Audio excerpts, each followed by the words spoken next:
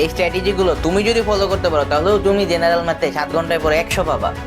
এই সাজেশন গুলো তুমি যদি ফলো করতে পারো তাহলে তোমার 100 আসা কেউ ঠেকাইতে পারবে না। পরীক্ষার হলে এই একটা ভুল তুমি যদি করো তাহলে তোমার ম্যাথ পরীক্ষায় A+ মিস হয়ে যাবে।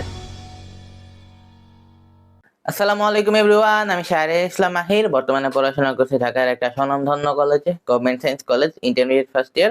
আমার এসএসসি ব্যাচ ছিল 2025। তো এই ভিডিওতে আমি তোমাদের কাছে শেয়ার করবো কিভাবে তুমি 7 ঘন্টায় পরে জেনারেল ম্যাথে 100 পেতে পারো। Yes, you heard me right, possible. ভাই আমি অ্যানালাইসিস করছি তোমাদের সিলেবাস, তোমাদের যে গ্যাপ আছে ইচ এন্ড এভরিথিং। সো ওই দিক দিয়ে আমি এই ভিডিওটা নিয়ে আসলাম। সো তুমি কমেন্ট বক্সে গিয়ে গালিগালাজ করার আগে পুরো ভিডিওটা দেখে নাও, তাইলে তুমি এমনিই বুঝতে পারবা কিভাবে সম্ভব। ফার্স্ট অফ অল আমি আমার নিজের স্টোরিটা বলে নেই, আমি কিভাবে পড়ছিলাম। দেখো, আমি 9-10 বলতে গেলে অত ওইভাবে কিচ্ছুই পড়ি নাই, যে কোনো সাবজেক্টই বলা যায়।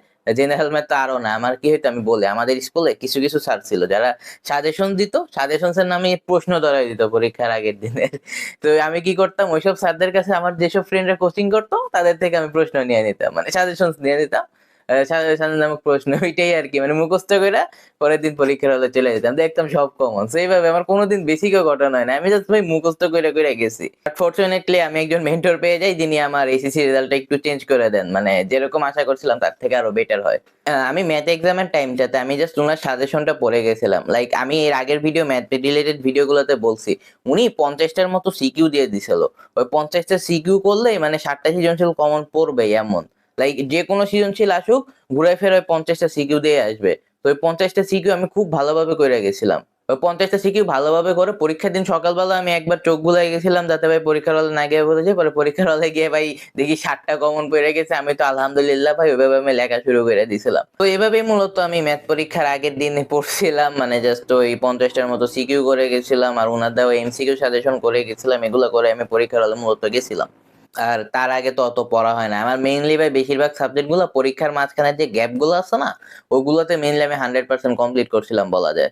ওইগুলো 100% কমপ্লিট করে আমি পরীক্ষার হলে গেছিলাম। এই ভিডিওটা ভাই যখন আমি দিব তার আরো ভাই 2-3 দিন সময় থাকবে। তোমাদের আর আজকে মাত্র আইসিডি পরীক্ষা দিয়ে আসলা তোমরা, আধা ঘন্টার একটা পরীক্ষা, তো আজকে সারাদিন প্রায় পড়েই আছে। তো ওই হিসেবে 3 দিনের মধ্যে 7 ঘন্টা খুবই কম।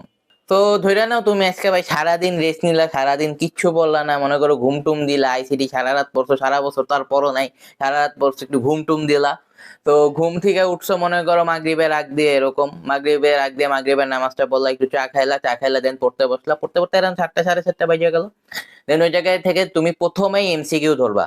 আমার মেন্টর আমাকে বলছিল যেহেতু এমসিকিউ শুরুতে এমসিকিউ ধরতে হবে, আর ম্যাথ পরীক্ষার দিন তোমাকে দেখাইতে খুবই কষ্ট হবে, অন্যরা অত দেখাইতে চাবে না।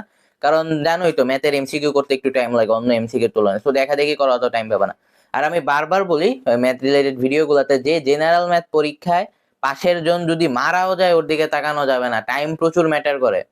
মানে সব নিজের যোগ্যতায় করতে হবে কিন্তু অনেক টাইম ম্যাটার করে। আমার পিছের জন কিন্তু এই যে পাশের জনের দেখাইতে গিয়ে ওর 100 পাওয়ার যোগ্যতা ছিল, তারপরও এই টাইনা টুইনা 80 পাইছে, কারণ ওই লেখা শেষ করতে পারে নাই, ওর পাশের জন্য দেখাইতে গেছিল সে। সব থেকে বেশি টাইম ম্যানেজমেন্ট ম্যাটার করে জেনারেল ম্যাথে, out of all of the subject. BGS, ধর্ম, বাংলা যাই বলো, এগুলো তো ছোট করে লেখা যায়, ম্যাথ তো আর ছোট করা যাবে না। আর একটা ভুল হইলে তো অনেক টাইম লেগে যায় ঠিক করতে। শুরুতে এমসিকিউ 2 ঘন্টার মতো প্র্যাকটিস করে নিবা ইম্পর্টেন্ট চ্যাপ্টার গুলা। এখন তুমি আমাকে আস্ক করতে পারো যে ভাই ইম্পর্টেন্ট চ্যাপ্টার গুলা, ইম্পর্টেন্ট চ্যাপ্টার গুলো হলো 2, 3, 7, 8, 9, 16, 17। এখন দেখো এগুলার তো ভাই অনেক এমসিকিউ, কিভাবে শেষ করবা? তুমি কি করবা, তোমাদের যে টেস্ট পেপারটা আছে, টেস্ট পেপারের যে সাজেশন পার্টটা আছে, প্রত্যেকটা টেস্ট পেপারে একটা সাজেশন পার্ট থাকে।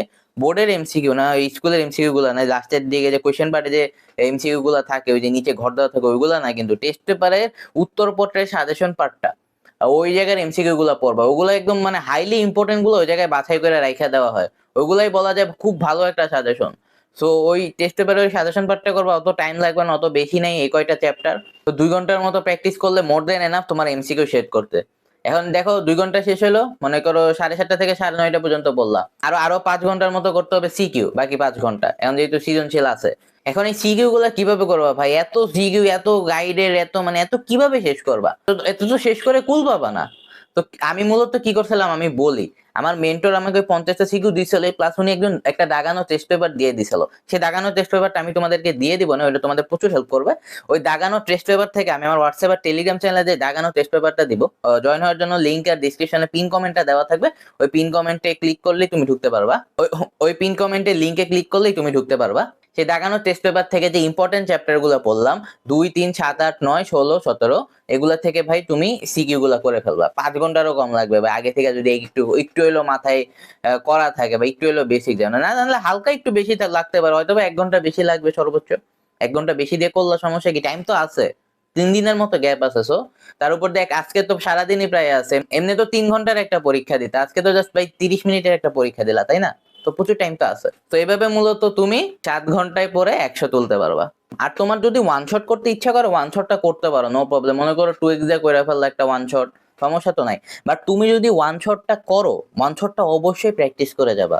লাইক ভাই দেখে গেলে হবে না, কিন্তু তুমি যদি নিজে প্র্যাকটিস না করো, এর জন্যই তো তুমি পরীক্ষার হলে গিয়ে ভুলে যাবা। দেখ তুমি যদি শুধু জাস্ট ওয়ান শট করে গেছো কখনো যদি কোনো পরীক্ষায়, দেখবা ভুলে যাবা তুমি।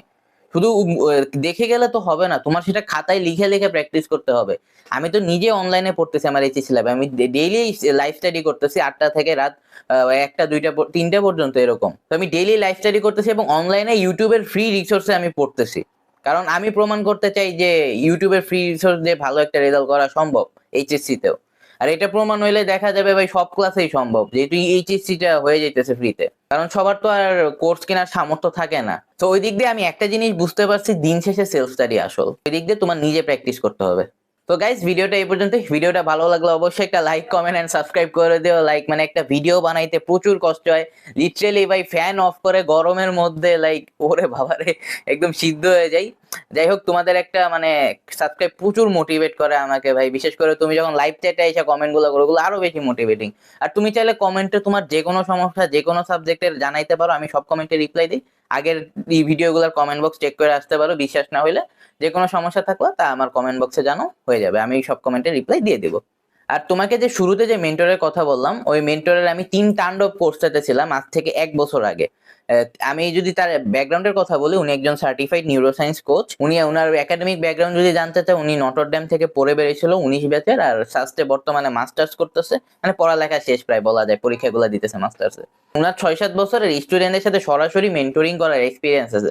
তো উনি জানে স্টুডেন্টের কোর সমস্যা কোন জায়গায়। তুমি যদি উনার ইউটিউব চ্যানেল সায়েন্স বেকারি ঘুরে দেখতে পারো, তুমি দেখবে উনার ভিডিওগুলো কিন্তু ইউনিক। কারণ উনি জানে স্টুডেন্টদের সমস্যাটা মেইনলি কোন জায়গায়, কারণ উনি স্টুডেন্টদের সাথে সরাসরি কথা বলে, সরাসরি তাদের সাথে কানেকশন রাখে। ওইভাবে উনি মানে বুঝতে পারে যে স্টুডেন্টদের মেইন প্রবলেমটা কোন জায়গায়। প্লাস উনি রিভিশন স্ট্র্যাটেজি শেয়ার করতেছে, যারা যারা জয়েন আছে তো আসোই, রিভিশন স্ট্র্যাটেজি শেয়ার করতেছে, যেগুলো মানে কোন দিন কোনটা পড়বা এরকম ইচ এন্ড এভরিথিং দিয়ে দিতেছে। তো সেটা প্রচুর হেল্প হয়, আমারও এগুলো প্রচুর হেল্প করছিল পরীক্ষার আগের দিনগুলোতে। আমি আগের ভিডিওগুলোতে বলছি, যারা আগের ভিডিওগুলো দেখছো। তো 3 তাণ্ডবে জয়েন হওয়ার জন্য লিংক ডিসক্রিপশন আর পিন কমেন্টে দেওয়া থাকবে, সেখানে ক্লিক করে আমার নাম বললে একটা ডিসকাউন্ট পেয়ে যাবা, তাতে তোমার হেল্প হয়। দেখা হবে অন্য কোনো একটা ভিডিওতে। আসসালামু আলাইকুম।